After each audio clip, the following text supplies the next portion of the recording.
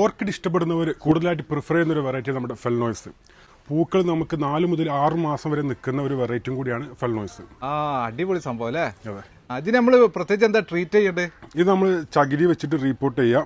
പിന്നെ നമുക്ക് ഷെയ്ഡിൽ ഒരു 70% ഷെയ്ഡാണ് നമുക്ക് പ്ലാന്റിന് ആവശ്യമുള്ളത്. കൂടുതൽ വലുത്ത് വെക്കാൻ പറ്റില്ല.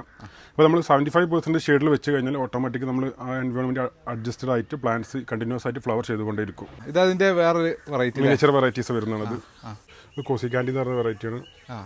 നല്ല ഭംഗിയല്ലേ കാണാന്? ഇത് ഇൻഡോർ വെക്കാൻ പറ്റോ വീടിനകത്ത്? ഇൻഡോറിലായിട്ട് വെക്കാം നമുക്ക്. അത് ഫാൻ ഇടുകയാണെങ്കിൽ നമുക്ക് ഈ പറഞ്ഞ സമയം കിട്ടുമല്ലോ ഫ്ലവർ. അല്ലാതെ എ സിയിലൊക്കെ ആണെങ്കിൽ കറക്റ്റ് 6 മാസം നമുക്ക് ഫ്ലവർ നിൽക്കും. ഒരുപാട് വെറൈറ്റികളുണ്ട്, ഒരുപാട് കളേഴ്സ് ഉണ്ട്. അത്